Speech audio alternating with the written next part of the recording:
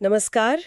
आज हम एक ऐसी कहानी पर बात करने जा रहे हैं जो सुनने में बिल्कुल किसी फिल्म जैसी लगती है, पर है एकदम सच्ची। हाँ, ये कहानी है अमेरिका के एक छोटे बच्चे की, जेम्स लाइनिंगर। बिल्कुल।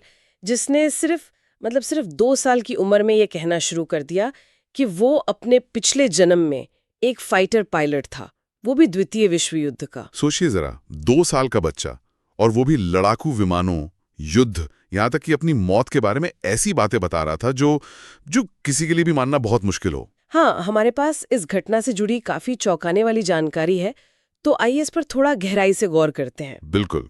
तो ये सब कुछ शुरू हुआ जब जेम्स बहुत छोटा था, मुश्किल से 2 साल का। हाँ, उसके माता पिता ने नोटिस किया कि वो रात में अक्सर भयानक सपनों से जाग जाता था। और वो चीखता था, कुछ इस तरह की बातें कहता था, मेरा प्लेन क्रैश हो रहा है, आग लग गई है, मैं बाहर नहीं निकल पा रहा, वो जापानी आ रहे हैं।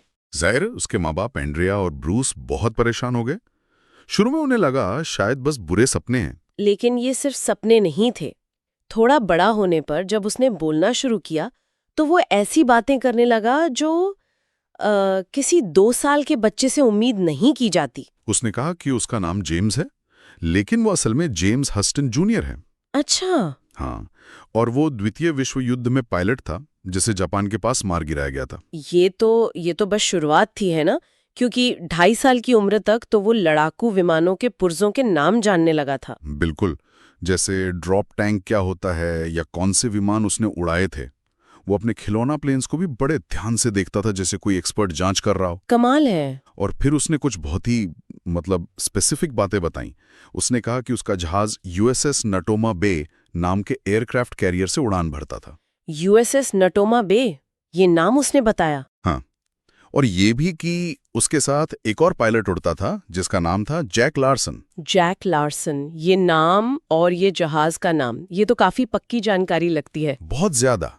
और एक छोटे बच्चे से ऐसी बातें सुनना, जाहिर है उसके पिता ब्रूस पहले तो थोड़े उलझन में थे। हाँ, शुरू में शायद उन्होंने सोचा होगा कि बच्ची की कल्पना है। बिल्कुल, लेकिन जब ये बातें और वो डरावने सपने लगातार चलते रहे तो उन्होंने इसे गंभीरता से लिया। उन्होंने सोचा कि चलो पता लगाते हैं इन दावों में कोई सच्चाई है भी या नहीं। और यहीं से चीजें और दिलचस्प होती गईं। हाँ जी, ब्रूस लाइनिंगर ने द्वितीय विश्व युद्ध के आर्काइव्स, रिकॉर्ड्स खंगालने शुरू किए। क्या मिला उन्हें? उन्हें पता चला कि यूएसएस नतोमा बे नाम का एयरक्राफ्ट कैरियर सच में था। वो प्रशांत महासागर में तैनात था वर्ल्ड वॉर II के दौरान। अच्छा। और जब उन्होंने और खोजबीन की तो उन्हें एक पायलट का नाम मिला, जेम्स हस्टन जूनियर। सच में उसी नाम का पायलट? हाँ, बिल्कुल। और रिकॉर्ड्स ये बताते थे कि जेम्स हस्टन जूनियर नाम का ये पायलट 3 मार्च 1945 को इवोजिमा के पास एक मिशन के दौरान मारा गया था। 3 मार्च 1945। हाँ, उसका विमान जापानियों की एंटी एयरक्राफ्ट फायर का शिकार हुआ और समुद्र में गिर गया, ठीक वैसे ही जैसे छोटा जेम्स अपने सपनों में देखता और बताता था। ये तो अविश्वसनीय है। क्या क्या उन्होंने हस्टन के परिवार से भी संपर्क किया? हाँ, उन्होंने किया। वो हस्टन की जीवित बहन एन बैरन से मिले, और जब वो उनसे मिले तो छोटे जेम्स लाइनिंगर ने कुछ ऐसी निजी बातें बताईं, परिवार की ऐसी अंदरूनी बातें याद की जो कोई बाहरी बच्चा जान ही नहीं सकता था। बिल्कुल, ऐसी बातें जो सिर्फ असली जेम्स हस्टन या उसके बेहद करीबी लोग ही जानते होंगे।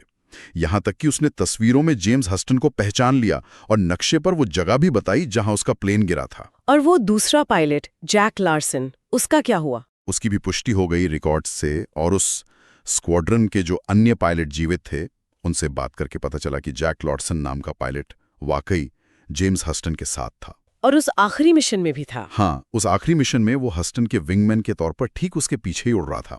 मतलब छोटे जेम्स की बताई हर बड़ी डिटेल सच साबित हो रही थी। जाहिर है इस मामले ने फिर वैज्ञानिकों और मनोवैज्ञानिकों का ध्यान जरूर खींचा होगा। हाँ बिल्कुल, खासतौर पर वर्जीनिया विश्वविद्यालय के डॉक्टर जिम टकर का।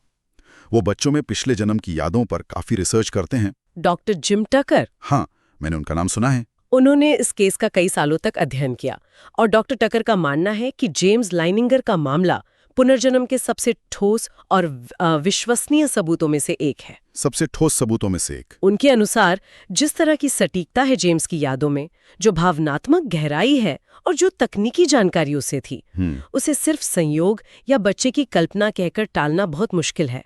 ये वाकई सोचने पर मजबूर करता है। और जेम्स के माता पिता ने इस पूरे अनुभव पर एक किताब भी लिखी है ना? हाँ, लिखिए, soul survivor, the reincarnation of a world war II fighter pilot. ये किताब उनकी पूरी यात्रा बताती है, उनके शुरुआती शक से लेकर सबूतों के मिलने और इस पूरी चीज को समझने की कोशिश तक। तो ये थी जेम्स लेनिंगर की कहानी, एक छोटा सा बच्चा जिसकी यादों ने दशकों पुरानी इतिहास के पन्नों को फिर से खोलने पर मजबूर कर दिया। बिल्कुल, और ऐसे सबूत सामने आए जो हमारी वर्तमान समझ को चुनौती देते हैं। विज्ञान के पास आज भी इसका कोई सीधा जवाब नहीं है कि कैसे एक बच्चा बिना किसी बाहरी जानकारी के युद्ध, जटिल विमान तकनीक और एक ऐसे व्यक्ति की निजी जिंदगी के बारे में इतनी सटीक बातें जान सकता था जो उसके जन्म से दशकों पहले मर चुका था। सही कहा। ये मामला हमें उन संभावनाओं के बारे में सोचने पर मजबूर करता है जो शायद हमारी विज्ञान की मौजूदा समझ से परे हैं। और एक सवाल पीछे छोड़ जाता है, क्या हमारी चेतना, हमारी यादें सिर्फ हमारे इस भौतिक शरीर और दिमाग तक ही सीमित है, या उनका अस्तित्व इससे कहीं ज्यादा गहरा और व्यापक हो सकता है? ये एक बड़ा सवाल है।